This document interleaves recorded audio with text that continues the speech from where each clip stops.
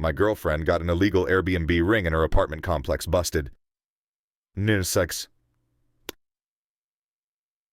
We live in a new and small apartment complex, only 40 units within 2 buildings. It's very low-key and within walking distance to our downtown. It's very affordable for how convenient a location it is. Back in September, we noticed the vacant unit beside us was getting moved into by a new tenant with furniture, decor, etc. One weekend, not long after moving in, we heard what sounded like a little party with music and loud voices well past midnight. We heard a lot of people coming in and out of the front door, but letting the door slam each time to where it shook the walls.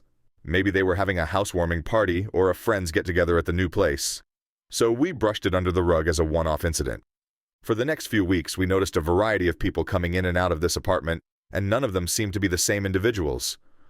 Parking also started to become much more busy than usual, as well as the cars kept changing. So something seemed off. My girlfriend started working night shift for her job not long after the neighboring apartment became occupied. She is a light sleeper and noticed that all throughout the morning and before going to work, the neighbor's door was always slamming and shaking the walls. She understands that people are active in the day, and she can't ask people to cater to her night shift needs, but she felt the constant slamming of doors was not only disruptive, but unusual behavior. One particular morning was the straw that broke the camel's back. She had finally had enough because of the effect it was having on her sleep. She wanted to see who was slamming the door. She heard the door slamming around 10:30 a.m. and got up and witnessed people walking to their car with suitcases and leaving. Soon after, a man arrived and pulled up the front doormat and retrieved a key and let 2 women with cleaning supplies into the apartment. Each time they entered or left, the door would slam and shake the wall. Seeing this, she searched Airbnb and almost immediately found the rental unit next door. Same floor plans, wall paint, flooring, etc. To our surprise and anger, we found a total of 4 listings in our apartment complex alone on the host's profile. That is 10% of the apartments in our buildings. Through the listings, we found the individual's LinkedIn and business website. On his website, he claims that he does something called retail arbitrage. Essentially, this is renting out a long-term rental on short-term basis. This can be done legally with the landlord's permission. The lease agreement does not allow for subletting or short-term rentals. They were renting out 3 of the 4 ground-end units offered. The 4th unit was a handicap-accessible unit. That's right. This man and his business partner leased an apartment, meant for accommodating people with disabilities, with the intention of using it for his little short-term business empire he was trying to build. Our city and region has been feeling the squeeze on apartment availability, and these dickheads are contributing to the problem. It was at this point we took this personally, as we had our own problems dealing with apartment availability, wait lists, disappointment, and frustration. My girlfriend called the leasing office and notified them that the neighboring unit is being rented out on Airbnb and asked if that was allowed to, which the office gave an emphatic, absolutely not, and asked for the listings to be sent to them in an email. Later that day, the office called her back and said they notified the tenant that they will be inspecting the apartments the following afternoon. After the inspection was completed, the office notified that they had sent a cease and desist docent of any rental activities outside the lease agreement or face eviction. They also informed us that, "You should not have any more problems concerning the matter, and if you do, don't hesitate to give us a call." Now, this asshole has 4 leases he is stuck paying $1,500 per month for and can't make any more money on through Airbnb. He is bleeding money at the tune of about $6,000 per month. His only legal options are to continue paying for them or to break the leases and vacate. Last week we watched as movers emptied out the apartments. I'm sure they lost deposits and or were penalized for breaking the leases. A very expensive lesson for being a greedy entrepreneur. Don't be dickheads, folks. Also, don't piss off a night shifter trying to sleep. Neighbors kept bitching about my Christmas decorations, so I kept adding to them. I own a big house. I am talking old Victorian type that I restored. An older couple moved in across the street this summer and started bitching about everything I did. They didn't like the siding I was putting on. My front door color was ugly. They hated all the different colored flowers I planted. They didn't like the idea of a young single woman living in a house I clearly couldn't afford. They actually told me that. I tried to ignore them until Christmas. I put up lights and a few blow-ups, but nothing the other neighbors don't do. This couple started bitching right off. Christmas offended them. I just smiled and added more. At this moment, my house can be seen on Mars. To add to the petty, I told the neighbor next to me, and he told another, and then another. You get the picture. Ex's husband can't seem to get over me. So I dated a girl long distance for a year back in 2010. We broke up rather amicably, or so I thought. Her new boyfriend called me about a month later telling me that she had been seeing him behind my back and that she never really loved me, etc. Personally, I laughed it off. I knew the relationship wasn't going anywhere and I had been looking for an easy out for months. Being long distance made it much easier. But apparently it made him feel good about himself. Fast forward a few years, they're married and he's traveling for work, which included a layover in my city. He posted something about me from the airport and tagged a mutual friend of mine, so I saw the post. Something along the lines of, "Mr. Steal Your Girl back in your city." I know it was about me because the friend he tagged asked what he was talking about and he mentioned me. Apparently he has made several posts like this.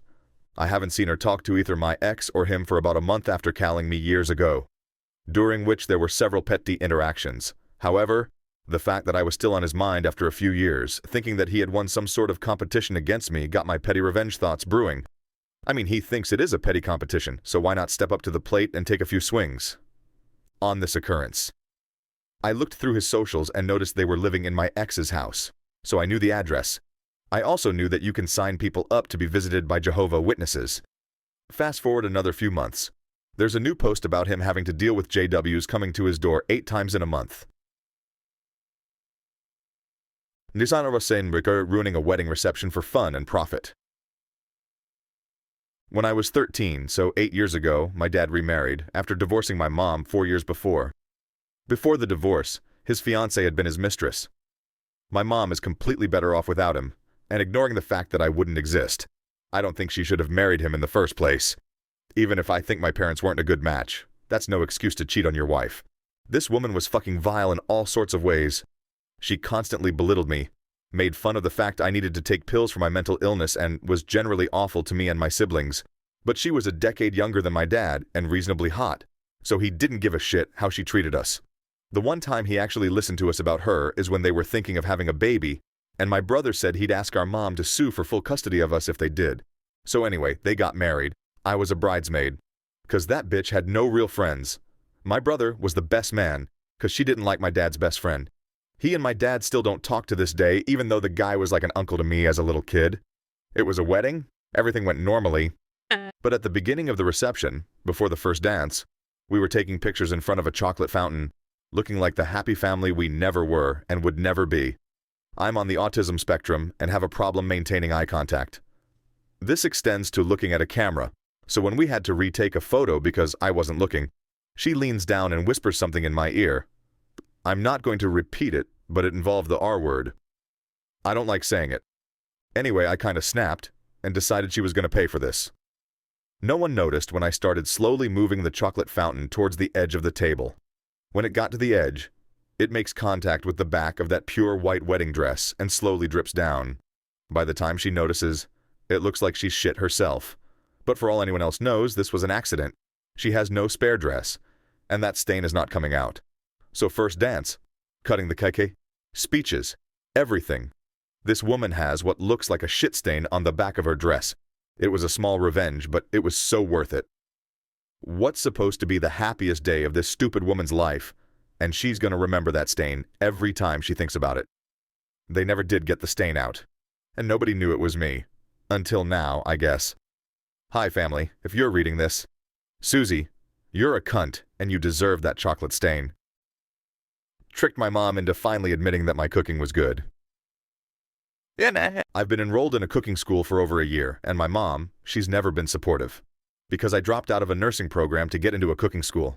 She's always making snide comments about how I should have been a nurse or a lawyer, or how I'll only ever be a subservient housewife with this, and when I do make something, she always criticizes it, like she's Gordon Ramsay or something. Oh, too much salt. It's undercooked. It looks like crap. Even though pretty much everyone else says the opposite. She's looking for any little thing she can critique about my cooking. She keeps telling me I can't cook and need to get into a real career.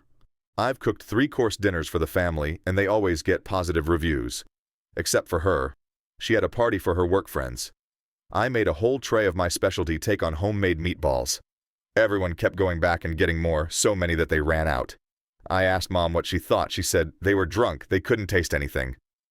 So I figured if I wanted to get her to compliment my cooking, I'd have to trick her. I cooked her a meal, one of her favorites from scratch, her biggest weakness that she could never resist. dressed it up to look professional, and put it in a generic to-go box, and had my boyfriend take video of me preparing it, start to finish. I called her and told her that my boyfriend and I were eating at this diner, made up a fake name for it and everything.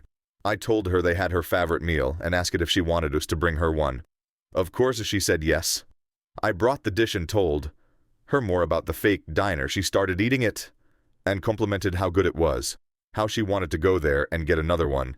After she was almost through with the meal, I asked her for her honest opinions so we could write a review on Yelp. She went on for 10 minutes about how great it was, and then I sprung it on her. That I cooked it. Her tone changed.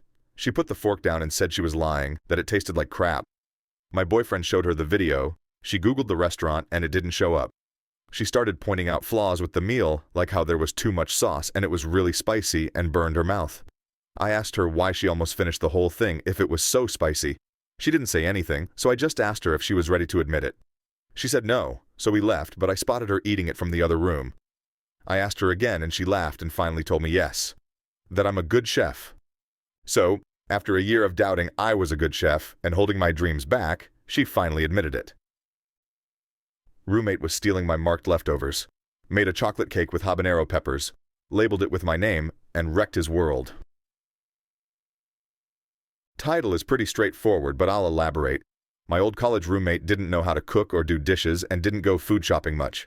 This led to him eating my food, especially my leftovers, as those were prepared meals. I would use my leftovers to meal prep for the week and told him to stop as it was expensive as well as inconvenient. The behavior did not stop, and he actually seemed to be eating more of my food out of spite. To punish him, I baked a chocolate cake with habanero peppers and mixed the frosting with wasabi. I labeled it with my name and a bold "Do not eat" and waited. This guy has a very low tolerance for spicy foods, so I thought he would take one bite and quickly realize the error of his ways. About 2 days later, he and a couple of his friends got really drunk while I was at work and decided to dig into my food. Somehow they ate about a third of it before realizing, and when they inevitably went to throw up from over-drinking and eating spicy foods, got hit by the cake a second time. Don't know for sure, but it couldn't have felt good coming out the back end. When he asked me why I made this monstrosity, I told him I found a chocolate habanero recipe online that I wanted to try. He stopped eating my cooking after that.